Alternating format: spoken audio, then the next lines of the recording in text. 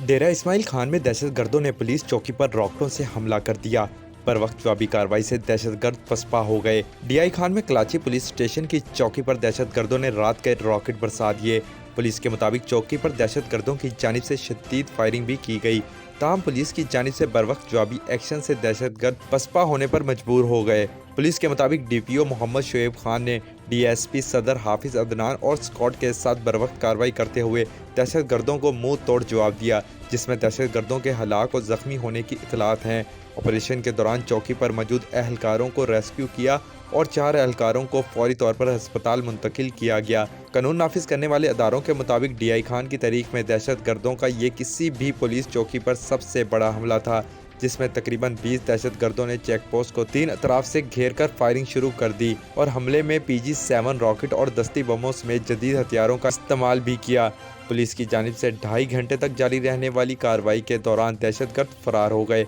इतलात के मुताबिक rescue operation के दौरान दहशतगर्द हलाक और जख्मी भी हुए, जिन्हें इनके साथी अपने साथ ले गए। दहशतगर्द चौकी पर कब्जा करके बड़ी तबाही मचाना चाहते थे, जिसे नाकाम बना दिया गया। वाक़े के बाद कराची समेत जिला भर में सिक्योरिटी सख्त कर दी गई है।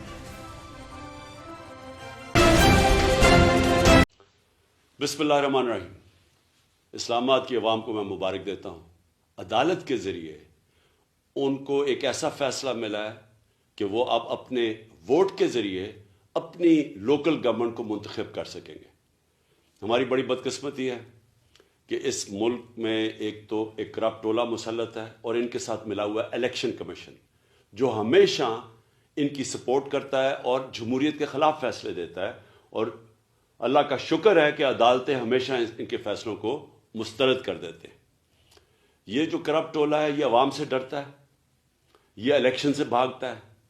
इनकी सिर्फ एक कोशिश है कि इस मुल्क के ऊपर अपना कब्ज़ा किस तरह मुसल्लत कर रख सकते हैं, हॉर्स ट्रेडिंग करके, करप्शन के पैसे से लोगों के ज़मीर खरीद के, और इनके पास कोई दूसरा रास्ता नहीं है।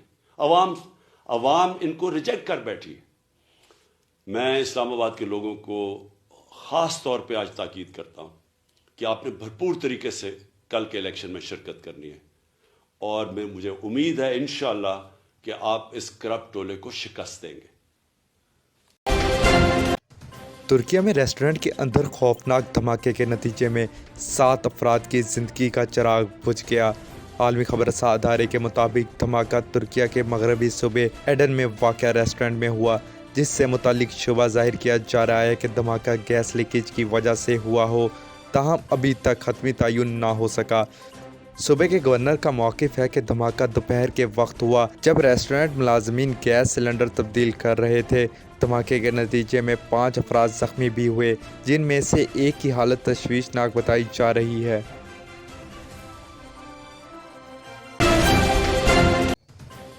कराची में खेला गया पाकिस्तान और न्यूजीलैंड के दरमियान पहला टेस्ट ड्रॉ हो गया।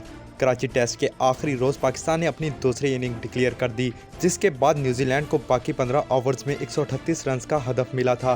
न्यूजीलैंड के खिलाड़ियों ने तेज़ खेलकर हदफ हासिल करने की कोशिश की, ताहम 8वें ओवर्स में 1 विकेट के नुकसान पर 61 के मजमूई रन्स पर कम रोशनी के 22 खेल ख़त्म कर दिया गया और यूं 2 टेस्ट मैच की सीरीज़ का पहला टेस्ट ड्रॉ हो गया। पाकिस्तान की जानिब से अपनी दूसरी इनिंग्स डिक्लेयर करने के बाद न्यूजीलैंड को बाकी 15 ओवर्स में 138 रन का हदफ मिला। न्यूजीलैंड की जानिब से ब्रासवेल और कानवे ने इनिंग्स का आगाज़ किया, ताहम इब्तिदा में ही ब्रासवेल 3 रन बनाकर आउट हो गए। इसके बाद कानवे और लिथियम ने जारहाना इनिंग्स खेली और तेज़ खेलकर हदफ हासिल करने की कोशिश की, ताहम 8वें ओवर्स में 1 विकेट के नुकसान पर 61 के मजमूई रन्स पर कम रोशनी के 22 खेल ख़त्म कर दिया गया। लिथियम 35 और कानवे 18 रन्स बना सके। पाकिस्तान की जानिब से इब्रार ने एक खिलाड़ी को आउट किया। न्यूजीलैंड की जानिब से एश सोडी ने मैच में 8 विकेटें हासिल की। याद रहे कि कराची टेस्ट की पहली इनिंग में पाकिस्तानी टीम 438 रन्स बनाकर आउट हुई थी, जिसके बाद जवाब में न्यूजीलैंड ने अपनी पहली इनिंग्स 612 रन्स 9 खिलाड़ी आउट पर डिक्लेयर कर दी थी। पाकिस्तान और न्यूजीलैंड के दरमियान दूसरा और आखिरी टेस्ट पीर से कराची में ही शुरू होगा। बिस्मिल्लाहिर्रहमानिर्रहीम। एक तो ये आप मीडिया वालों का शुक्रिया कि आप लोग ठंडे मौसम में भी यहाँ खड़े हुए हैं खबर देने के लिए। आज बड़ी इंटरेस्टिंग खबर है और ये कई दिन से हम तमाशा देखते रहते हैं کہ وہ ایک ضمیروں کا سوداگر ہے آصف زرداری، اس نے منڈی لگائی تھی رجیم چینج سے پہلے سندھ ہاؤس اسلام آباد میں. پھر وہ جب یہ الیکشن ہو رہا تھا اس وقت بھی منڈی لگا رہا تھا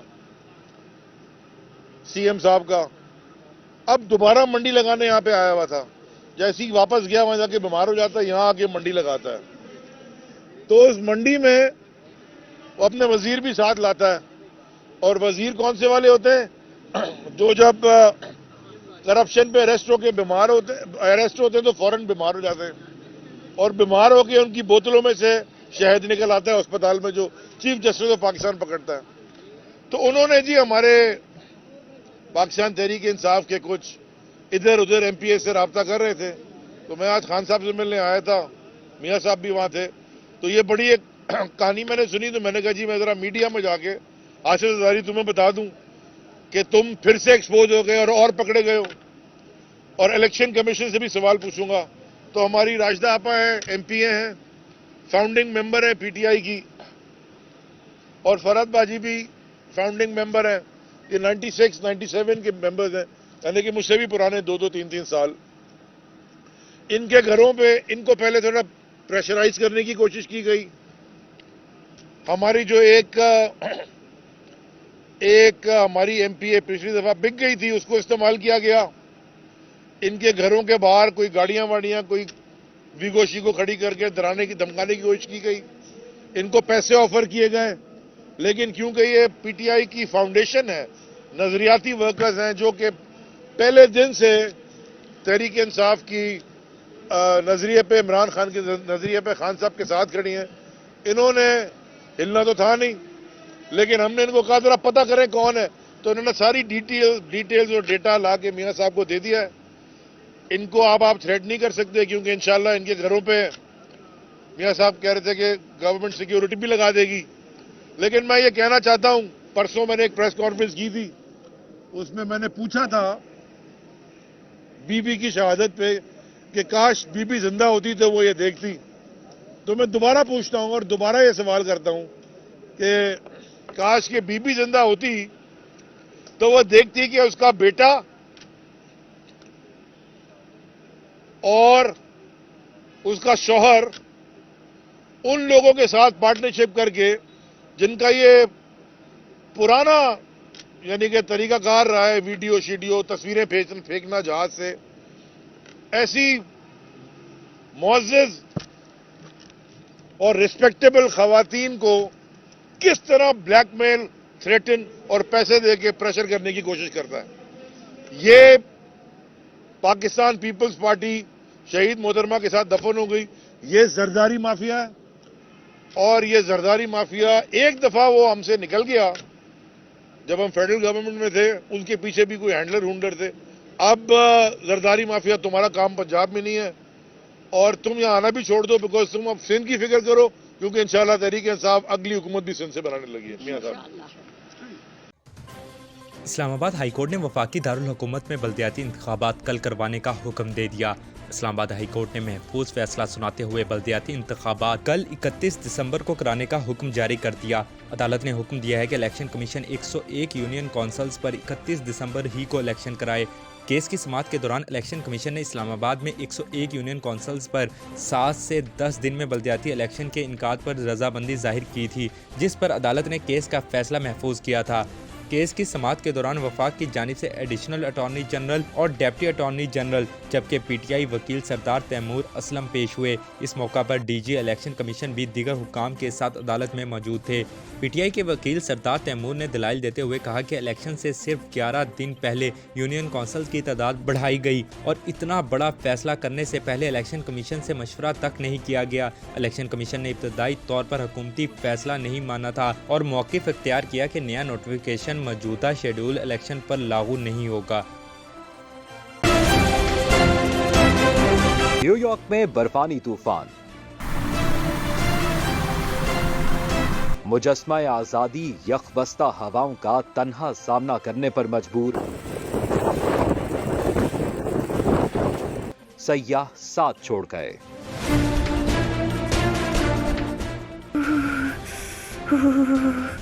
कसम से बहुत सर्दी है। लाहौरी चिली पर आएं, सर्दियों के खाबे खाएं। फ्राई फिश, गर्मा गर्म पाए, haleem, chicken corn soup, biryani, nihari, mutton pulao, टिक्के, कबाब, गाजर का हलवा, कश्मीरी चाय। 1026 कोनी आइलैंड एवेन्यू, ब्रुकलिन, न्यूयॉर्क 7188591400। कसम से बहुत सर्दी है। लाहौरी चिली पर आएं, सर्दियों के खाबे खाएं।